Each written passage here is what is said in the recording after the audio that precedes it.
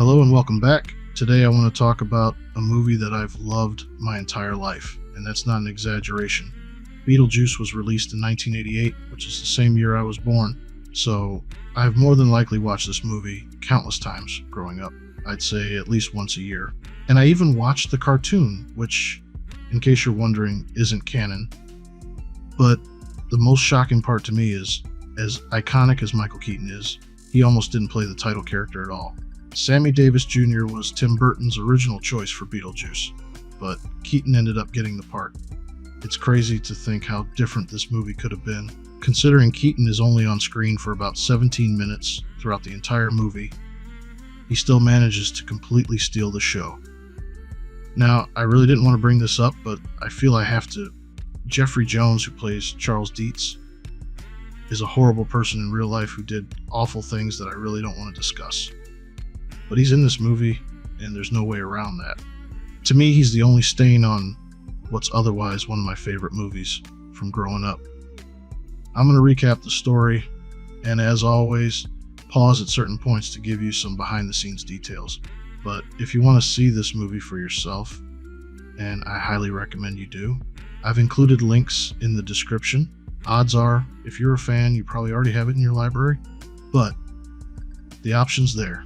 Now, with all that out of the way, let's talk about 1988's Beetlejuice. Our story begins with the Maitlands, a young couple enjoying a peaceful 2-week staycation in their secluded hilltop home. Adam Maitland is a polite and thoughtful person, spending his free time in the attic, meticulously building detailed miniature models of their hometown of Winter River. Barbara, his wife, enjoys simpler pleasures, decorating their home, baking, and tending their garden. She savors every moment of their marital bliss. They've been hoping and trying for a child, but after years of struggling to conceive, they have settled into a routine. So, a stay-at-home vacation seems perfect, a chance to enjoy each other without any distractions. The couple exchanges small gifts and flirts playfully until their fun is spoiled by Jane Butterfield, a local realtor and Barbara's cousin who arrives uninvited. Jane has long pressured them to sell their home, insisting that their house would be perfect for someone with a family. Her words touch a raw nerve with Barbara, who still yearns for a child. Seeing her comment upset her, Jane tries to apologize. Politely but firmly, Barbara ushers her out the door. But Jane, of course, can't resist one final sales pitch through the basement window. Adam awkwardly brushes it off, trying to get her to leave as soon as possible. Adam remembers he needs supplies from their family's hardware store, and Barbara decides to join him. The day seems peaceful and ordinary, until on their way home Barbara swerves to avoid a small dog in the road. Their car crashes through the Winter River Bridge and plunges over the edge, landing upside down into the water below. Somehow, they come to as they're walking through their front door, soaking wet, confused, and with no memory of how they got back home. Adam wants to retrace their steps from the bridge, but as soon as he steps off the porch, he is transported to a surreal desert-like world filled with stars, glowing planets, and an otherworldly feel. An enormous nightmarish creature called a sandworm lunges at him. Barbara intervenes, pulling him back onto the porch and inside the house to safety. With Saturn and the sandworms being so iconic, it might surprise you that this wasn't the original plan. In fact, Adam's first step outside the house didn't lead him into the desert of sandworms at all. Instead, he walked into a strange black void where enormous gears turned and floated endlessly in the dark.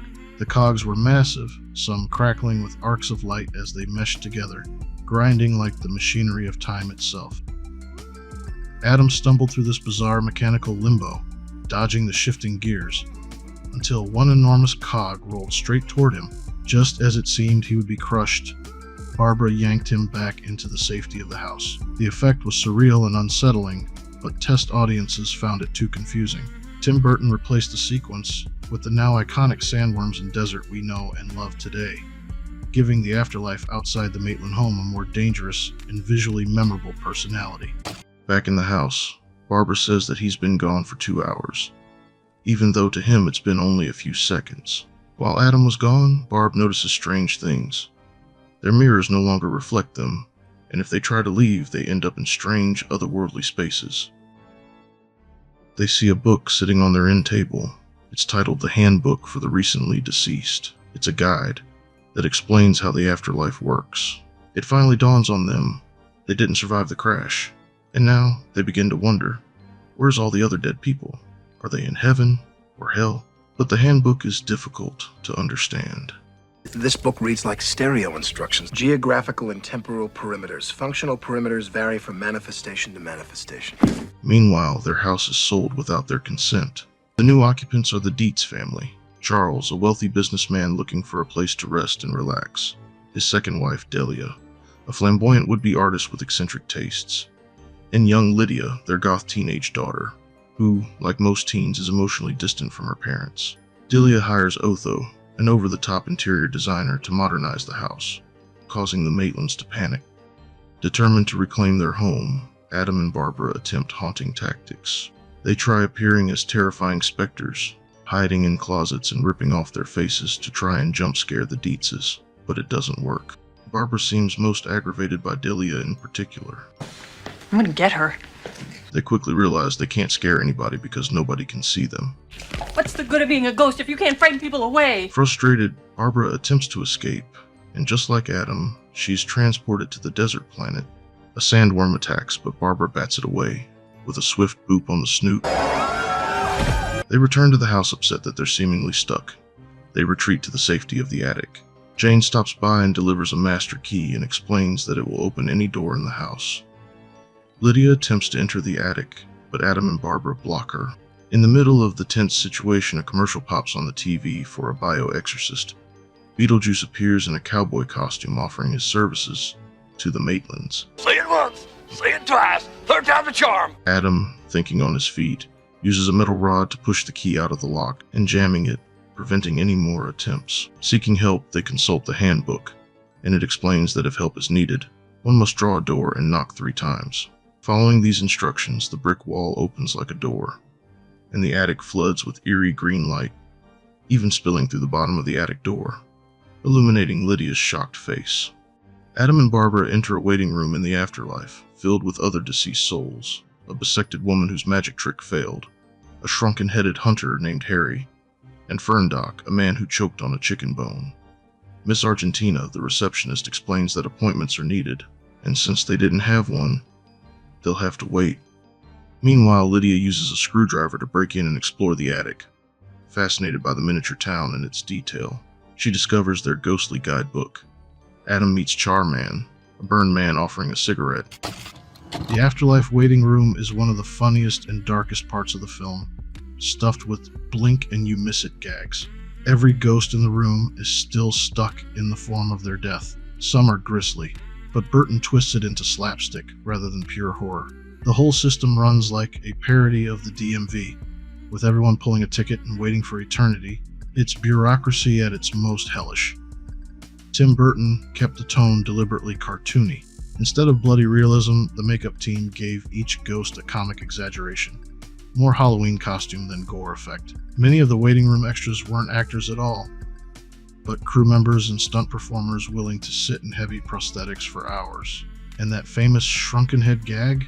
It started as a throwaway idea from the makeup department, but Burton loved it so much he not only used it in the waiting room, but also brought it back not only for the ending, but years later in the sequel.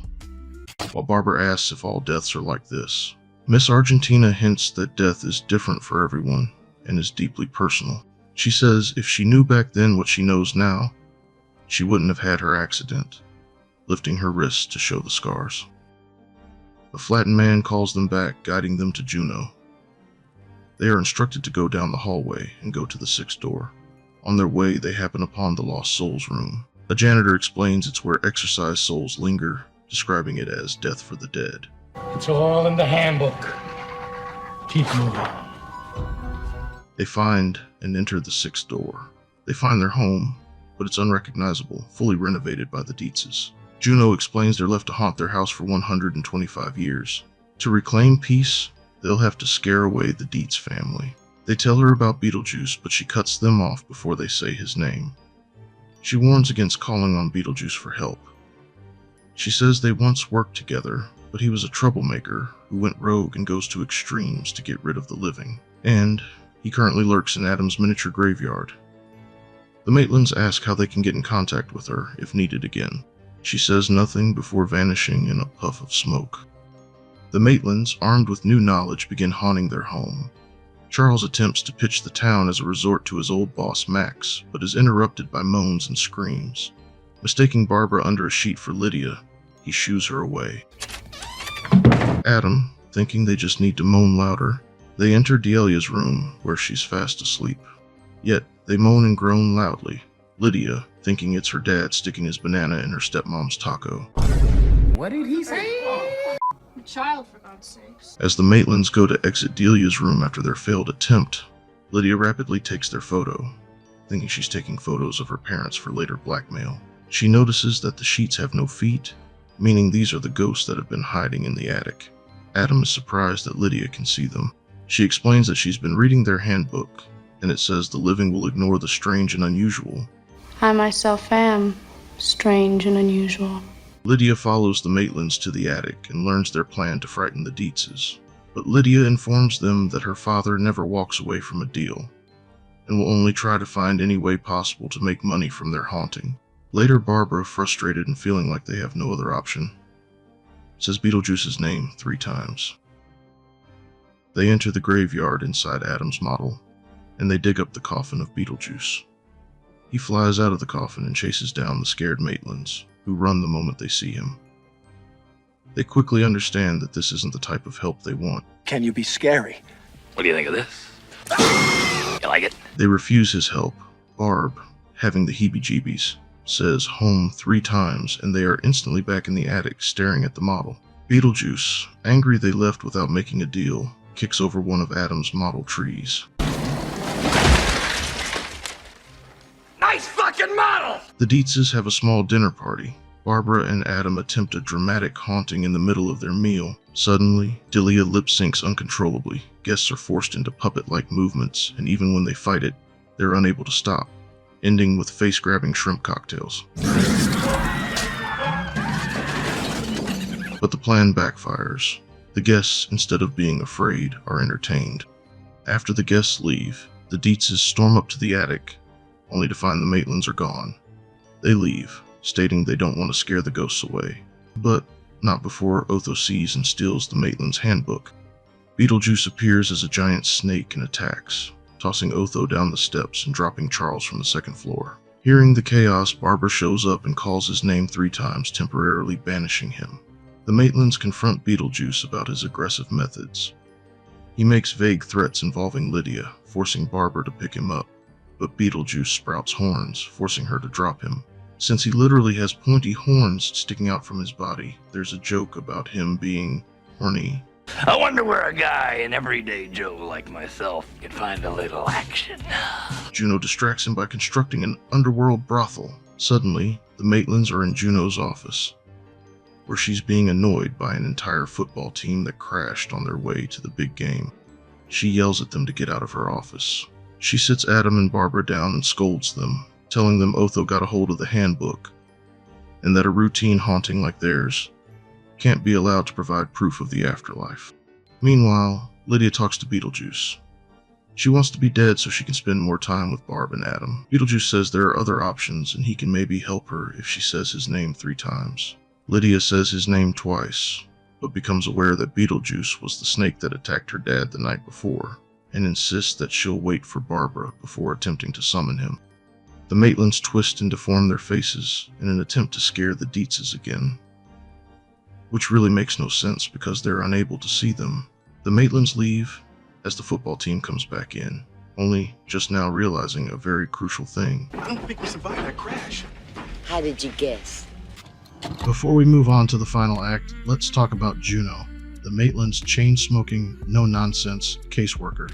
She steals every scene she's in. First off, that cigarette gag is unforgettable. Juno has a slit in her throat, and whenever she smokes, the smoke comes out through the hole instead of her mouth. It's a clever little practical rig hidden under her shirt, with a tiny tube connected to an off-camera smoke source. Pushed puffs of smoke out at just the right moment. Simple, weird, and completely in line with Burton's sense of humor. And here's something funny about Sylvia Sidney, the actress who played Juno.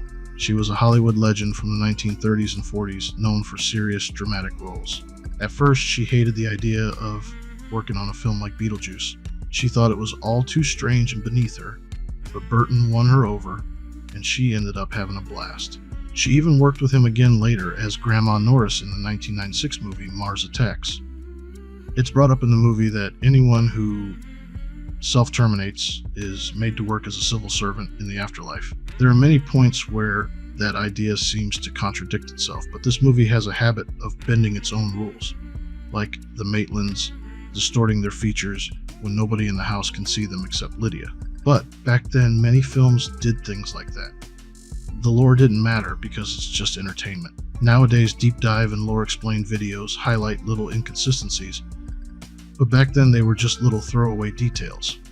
They arrived just in time to stop Lydia from saying Beetlejuice for a third time, scaring her. And Lydia confesses she considered using Beetlejuice to join the Maitlands in death, or at least find them on the other side. Barbara says no, and warns her that being dead isn't what she thinks. Adam struggles to return to his normal form, while Barbara explains that they now see Lydia as a surrogate daughter, and are willing to coexist in the house with the Deetzes.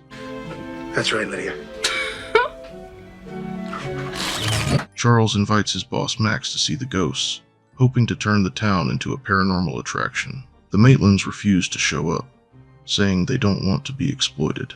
Otho says he can get them to come out of hiding using the book he stole. Wait, what am I worried about? Otho, you can't even change a tire. They sit around the table and Otho reads passages from the book and restores the Maitlands partly back to life, but they are rapidly decomposing and crumpling into dust. Otho unknowingly started exorcising them. When Charles tells him to stop, Otho, tampering with things beyond his control, is unable to reverse the process. Fearing the loss of the Maitlands, Lydia turns to Beetlejuice. He agrees to help, on the condition that she gets him out of the afterlife, for good, and in order to do that he has to marry a living woman. Lydia reluctantly agrees and says Beetlejuice 3 times. It's showtime. He appears as a carnival performer with inflatable hammer arms. He brings the hammers down, firing Max and his wife through the roof. He sees Otho trying to cower away in fear. He mockingly shoots Otho with a finger gun, causing his clothes to rip off, revealing a tacky pale blue suit underneath. With the threats handled, Beetlejuice pretends to swing a putter at the Maitlands, joking that they've had enough exercise for the night. The wedding is arranged. Beetlejuice attempts to rush it, preventing Barbara and Adam from saying his name 3 times and stopping their union.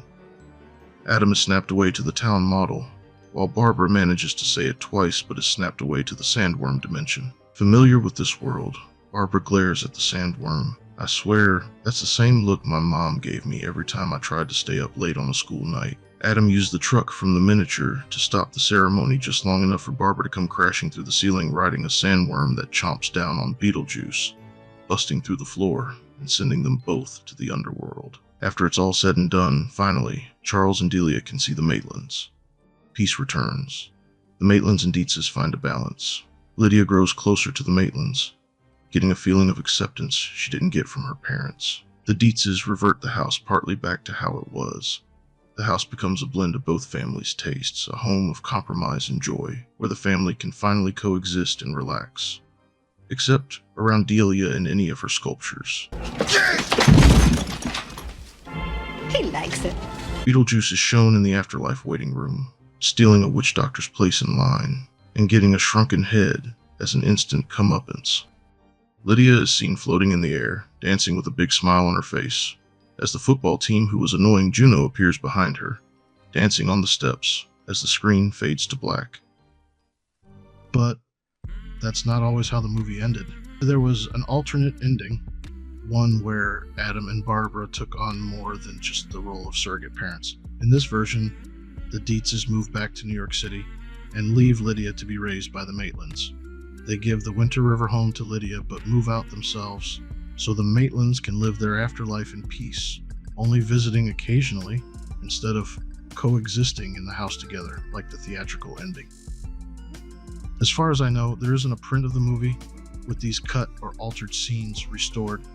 It's amazing they still exist at all and haven't become lost media. The movie has literally been around my entire life, It released in March of 1988, and I was born in the fall later that year. So when I turned 36 and the sequel released, up to that point, I'd effectively been waiting my entire life for Beetlejuice 2. And yeah, I'm planning on covering it, but that's all I have for you in this one. Take care, stay safe, and have a great week. We'll see you in the next one.